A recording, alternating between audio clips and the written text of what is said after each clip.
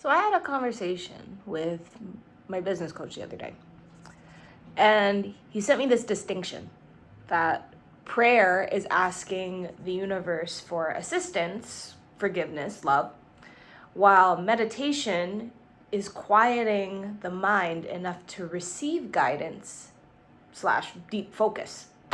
And I've never separated the two. So I realized that I was confusing them.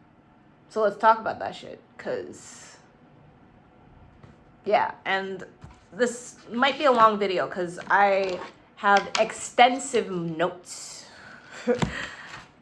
I have, what is this, like 4.5 pages of notes. My goodness. All right. First of all, welcome back to my channel. If you have never seen my face before, my name is Lauren. I'm your resident intuitive baddie. And yeah, we're gonna talk about the differences and similarities, I guess, of prayer versus meditation. So let's get into the definitions first. Prayer is, this is the definition that I found online. I don't know, are there different dictionaries, and are there different dictionary definitions of things? I don't know. But the definition I found is that prayer is a solemn request for help or expression of thanks addressed to an object of worship. So God, universe, whatever you believe in. And then meditation is to think deeply or focus the mind for a period of time in silence or with aid of chanting. Hold on.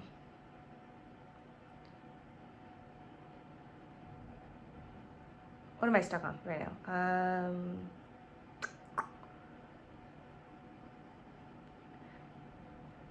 I think right now, sorry, I for a second I was like, wait a minute, or like my brain was just like, that doesn't really include or leave room for what guided meditation is, but I digress. This is just what the dictionary says. So basically, it can be for religious or spiritual purposes, or for just a method of relaxation. The idea that meditation is just quieting the mind, though, is just a cultural flattening of that definition. And what I want to say on that is, yeah, I truly believe that meditation isn't just limited to being like sitting down and focusing, whether that's quiet, guided, whatever. I believe that people get into meditative states while doing certain things, like you can do it while walking, while cleaning, while in the shower. I think there's many different ways to meditate. And I tell this to my clients too, where it's like, whatever gets you into that state where your thoughts are allowed to flow, it's meditation. Don't be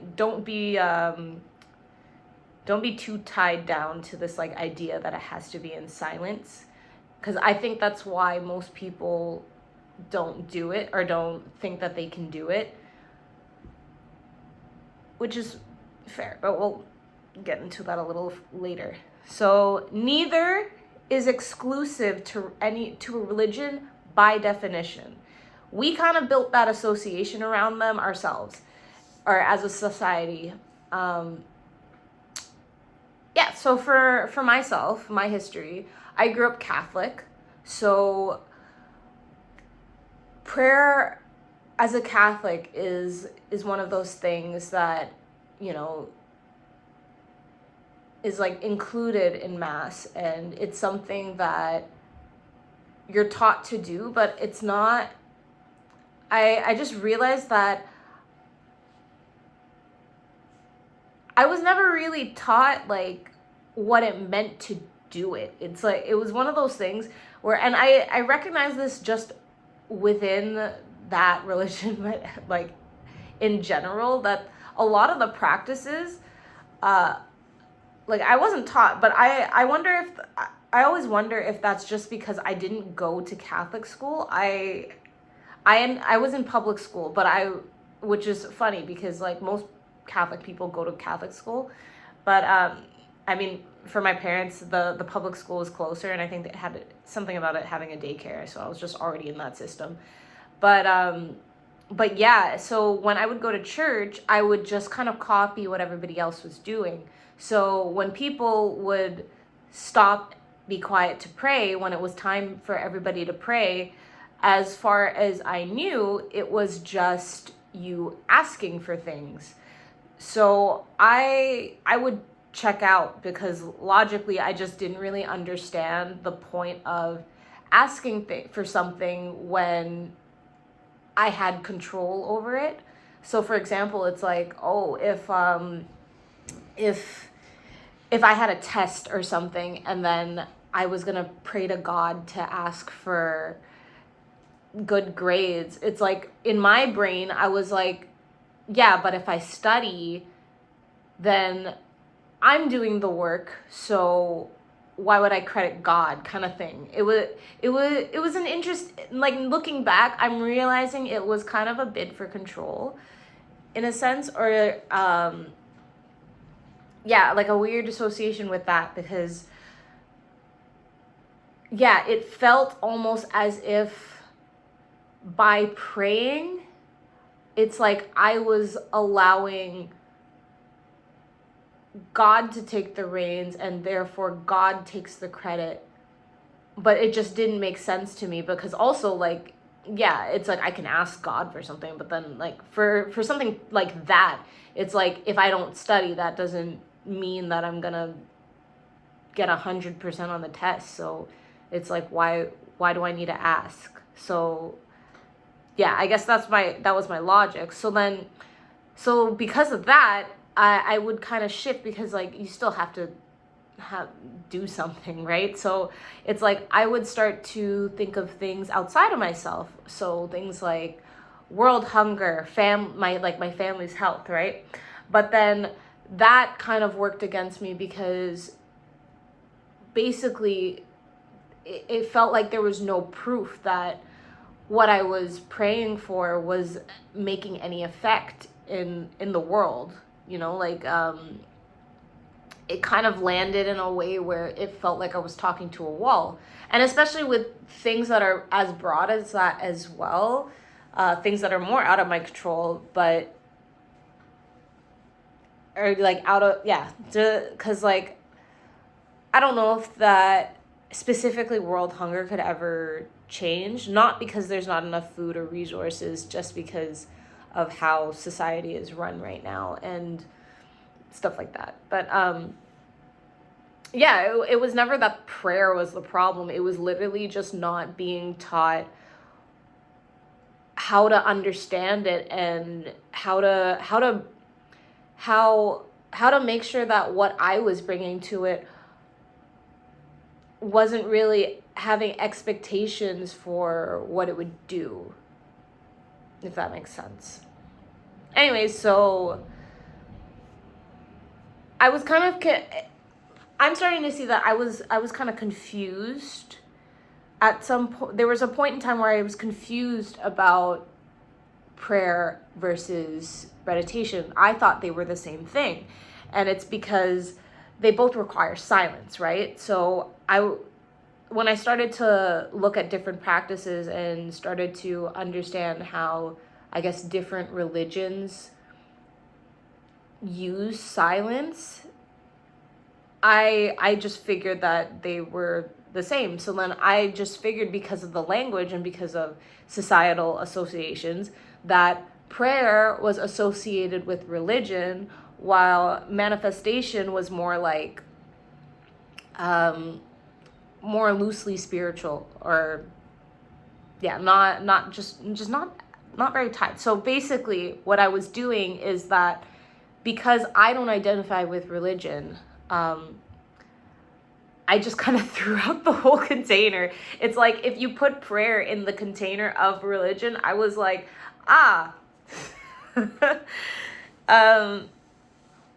So it's like I abandoned one and then I felt like I gravitated more towards the other, not really understanding that they are, what's it called? They're counterparts. And ironically enough, I actually have been technically praying in my meditation, calling the whole thing meditation. And it's, because sometimes how I would start meditating is I would ask a question, or I'd set my intentions, right? And I'll get into why that means. So the key difference is in meditation, you're allowing thoughts to just arise and you're observing them, instead of prayer, which is like mentally initiating and directing your thoughts.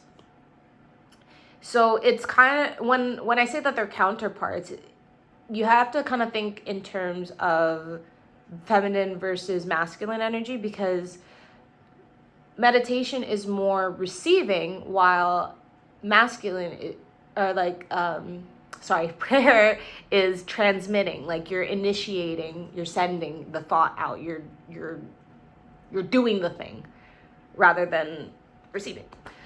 And I think when people have a tough time settling their mind in meditation, it's pretty much because they're in transmission mode. Yeah.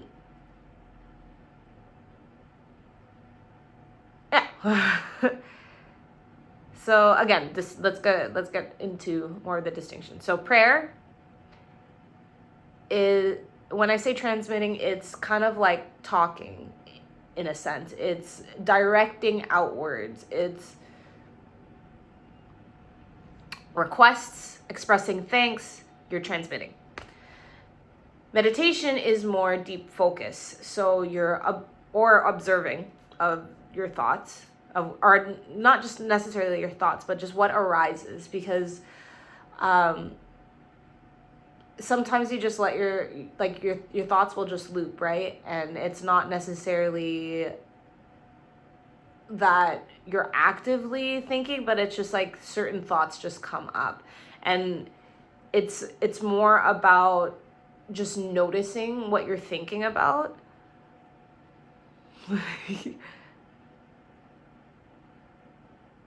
Yeah, noticing, so like you're watching, not actually directing them. See, the one thing about having notes is like I hate when I start to like read off the page, because this is a side tangent. This is just like a thing with me. But I think I've said it before, where it's like I watch a lot of people who are able to straight channel or remember everything that they said.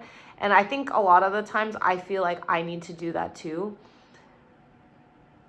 And it's kind of silly that I'm even stopping this video right now to talk about that, because y'all probably don't care. It's very unlikely that there's anybody sitting at home like, oh man, she's just like, look at her reading off her notes. Anyways, I'll continue. But yeah, going back into, I was talking about meditation, right? Or the distinction between meditation. So Buddhism specifically is kind of what reframed my mind, because they teach that there's a lot of teachings within Buddhism where they say that it's not quieting the mind like most people think. It's literally just observing without engaging with the thoughts. So again, distinction is you initiating versus you witnessing. And at the same time, I truly believe that when it comes to, there's a lot of things that are counterparts in that sense, but I think you need both. Like, wait, where am I? Oh yeah, I think you need both. They're not the same, but again, counterparts, when you're thinking about counterparts, you need both. Like they're two sides of the same coin. So I think sometimes when people kind of lock in on one, or they don't allow room for the other one, they might feel as though that whatever they're doing isn't working. And I just want to slide into a little tangent because I started to question like whether gratitude was part of both, because I find a lot of the times in meditation that I end up sending gratitude, but I kind of figure when I looked up the definition, this stopped being a question, because in prayer it literally says that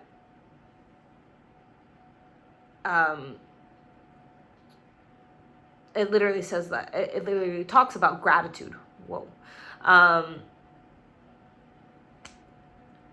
But it's still masculine in its energy, because you're still like you're sending out the offer, or it's just that you're sending out an offer rather than making a request. You're still transmitting.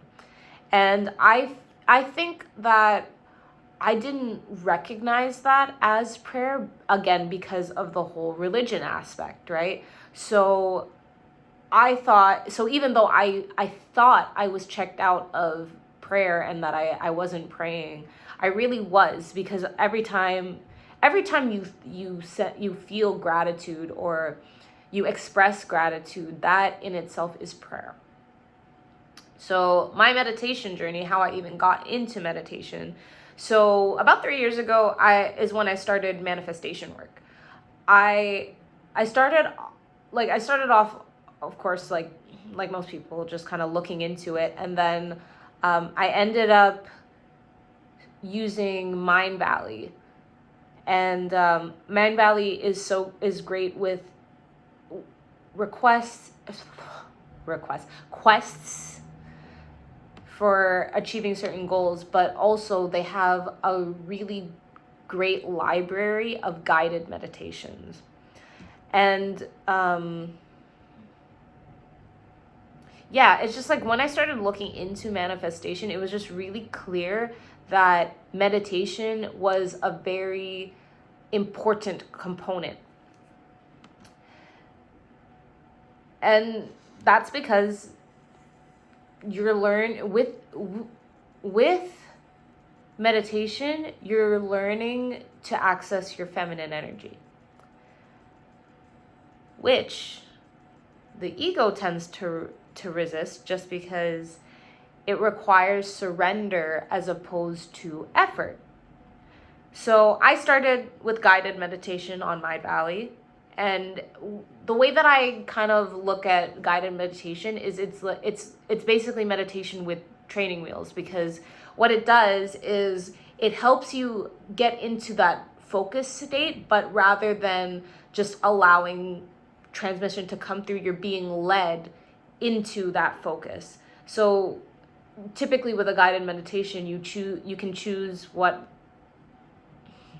not typically, always with a guided meditation, you're able to choose what you're focusing on. And yeah, it's just like you just kind of let go, and you're listening.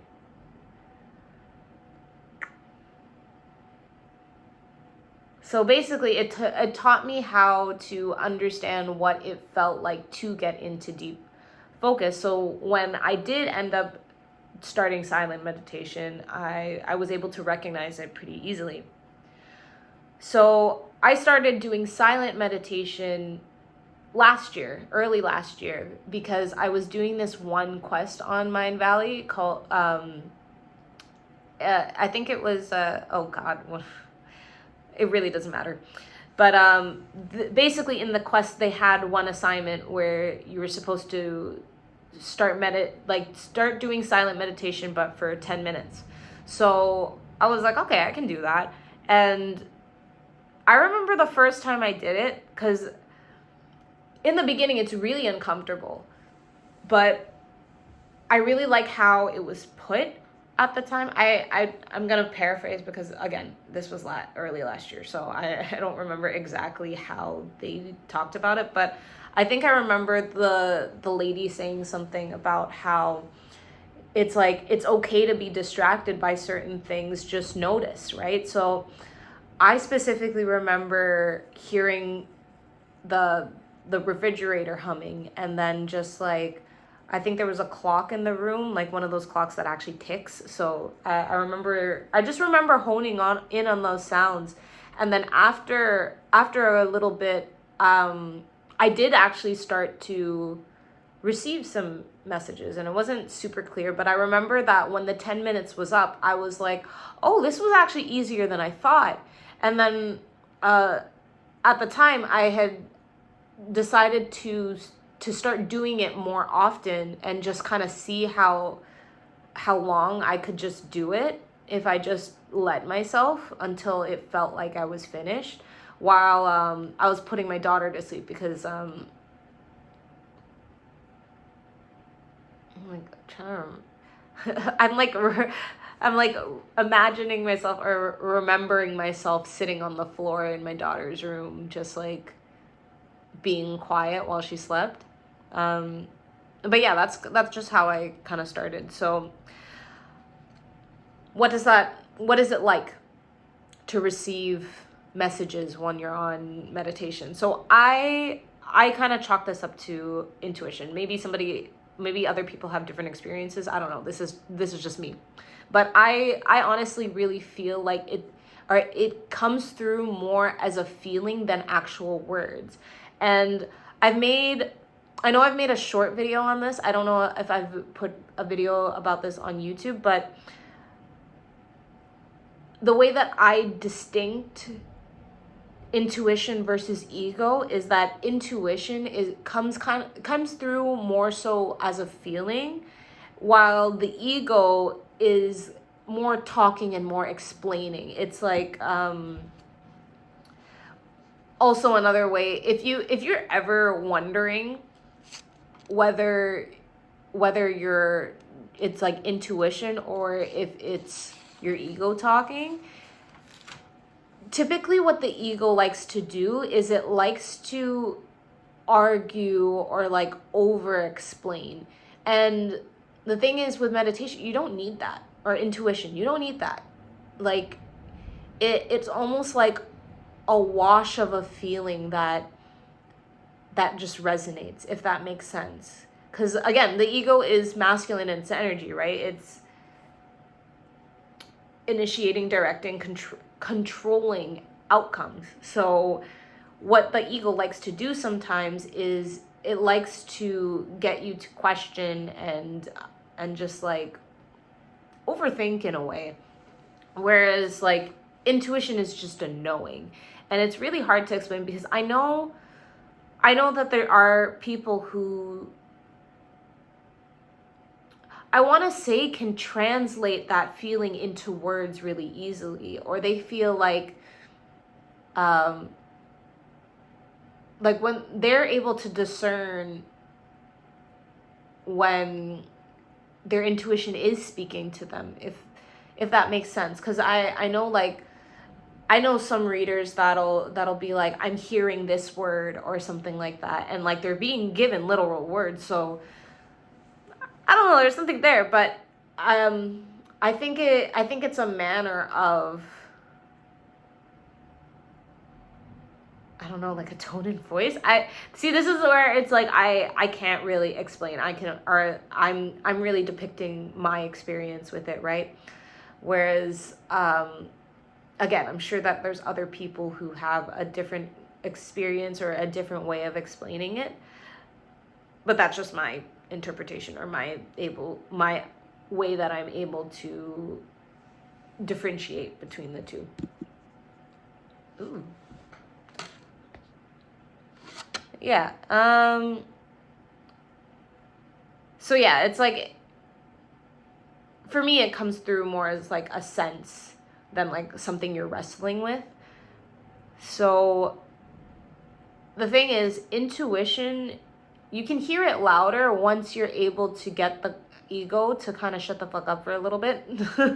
when you're able to get it to shut the fuck up for long enough, then it kind of just comes through. And it's, again, it's like, it's not about having the right words. It's just like, it's just more of a feeling that lands. And it's one of those things that it's an experience that I can try to explain and depict, but it's really something that you can only experience by trying to do it yourself. That actually, I feel like that was pretty quick. I want to say. Let's see.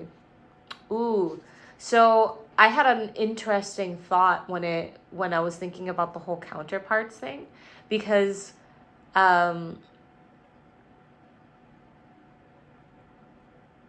feel like when you pray and you don't meditate, so it's like, it kind of feels like, it feels imbalanced in a way, because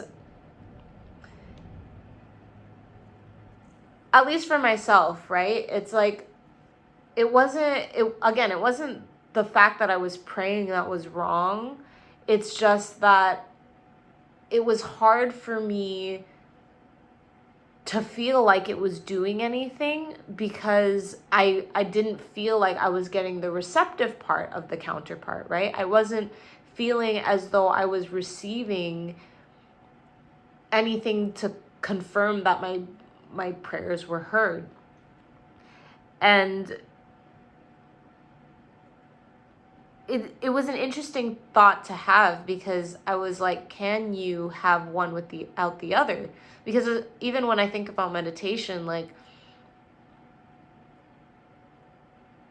oftentimes I think a lot of people do start it off at least with an intention, if not with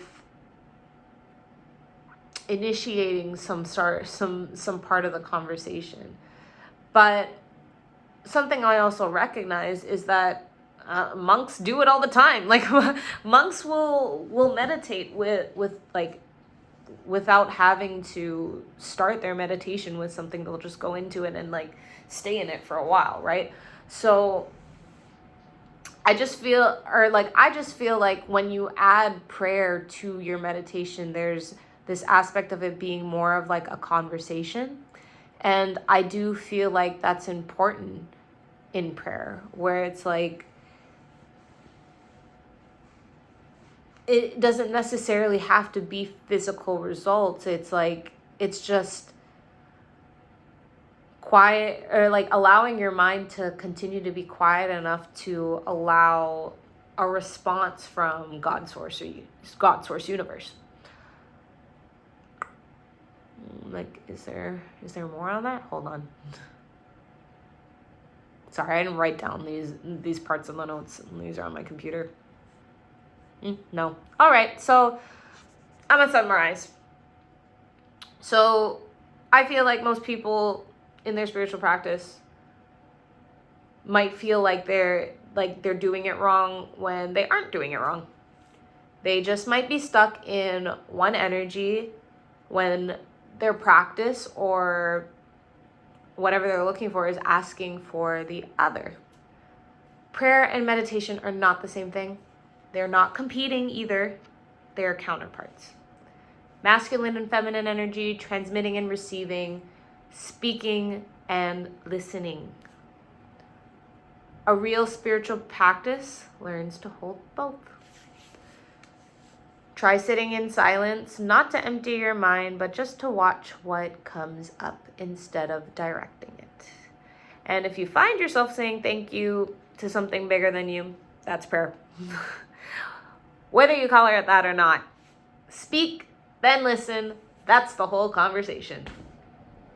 So yeah, I hope you enjoyed this. Again, like, it's just like a thing that I felt was interesting. or like something that a distinction that I thought was interesting. I hope that you thought it was interesting. And also want to note a little plug before I let you go. If you ever feel like you want to work one-on-one with me, if you have subconscious patterning that you want to be able to bring to the surface so that you can make clearer decisions, hit me up, link in the description. Other than that, also tarot readings 101. If you just want to chat, link in the description. But even if not, I want to thank you so much for being here, for listening to me talk about things I like to talk about. And until next time, bye.